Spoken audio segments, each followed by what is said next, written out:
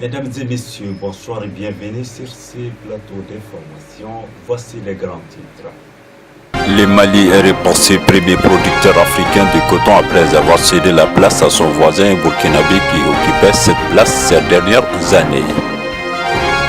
46 casques bleus ghanéens accusés d'avoir usé de leur pouvoir pour entretenir des rapports sexuels avec des personnes vulnérables au Soudan du Sud.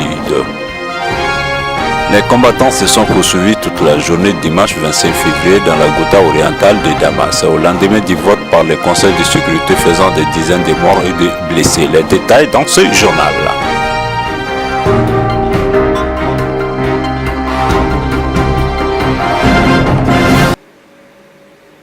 Comme je vous le disais dans les grands titres, le Mali est repassé premier producteur africain de coton après avoir cédé la place à son voisin burkinabé qui occupait cette place ces dernières années.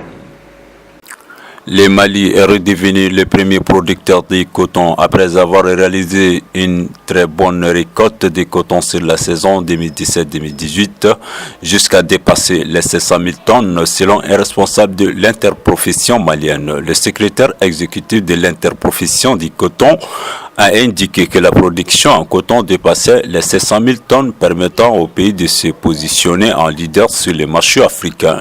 D'après les prévisions de la compagnie malienne pour le développement des textiles CMDT, le pays compte engranger 725 000 tonnes de coton à la fin de la saison en cours. Le Mali est devenu le premier pays producteur de coton en Afrique avec une très bonne récolte pour la saison 2017-2018.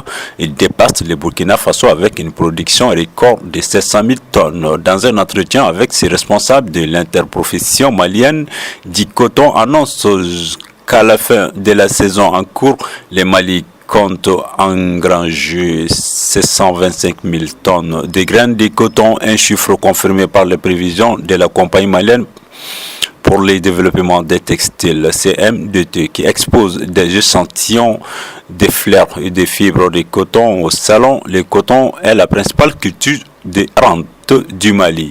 Il est planté en rotation tous les 3 ans avec le maïs et le sorgho millet. Le coton est cultivé sans irrigation. 46 casques bleus ghanéens accusés d'avoir usé de leur propre pouvoir pour entretenir des rapports sexuels avec des personnes vulnérables au Soudan du Sud. Ils sont accusés d'avoir usé de leur pouvoir pour entretenir des rapports sexuels avec des personnes vulnérables. 46 casques bleus ghanéens ont été rappelés par la mission des Nations Unies au Soudan du Sud dimanche.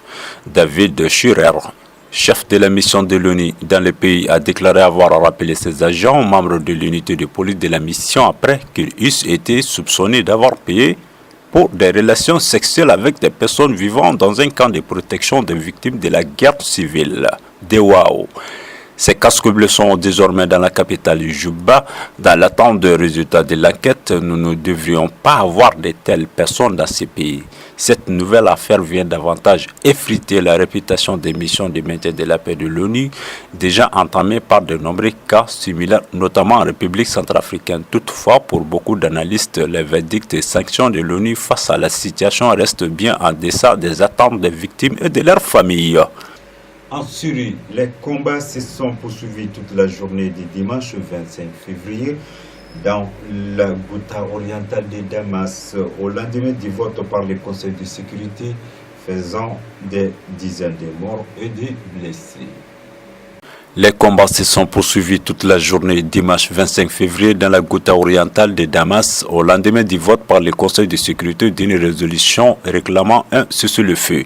Sans délai de 30 jours en Syrie, duels d'artillerie aérien et combats au sol ont fait des dizaines de morts et de blessés. Des violents combats ont embrassé dimanche les fronts du sud et du sud-est de la Ghouta orientale, où l'armée syrienne a commencé des opérations au sol. Après un mois de pilonnage à l'artillerie, des raids aériens, d'intenses affrontements ont également eu lieu à Harasta, au nord de Damas, où l'aviation syrienne est entrée en action. Les rebelles ont également poursuivi les tirs de roquettes sur la capitale où une trentaine de projectiles se sont abattus dimanche. Un responsable des secours a affirmé que 36 civils ont été tués et 200 autres blessés ces derniers jours à Damas. La poursuite des combats en Syrie entraîne en tout cas un constat.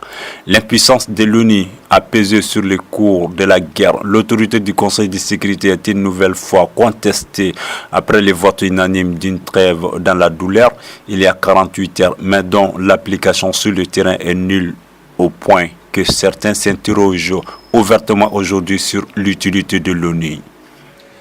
C'est tout pour ce journal. Merci de l'avoir suivi. Bonne suite des programmes sur la chaîne de la lumière. Au revoir.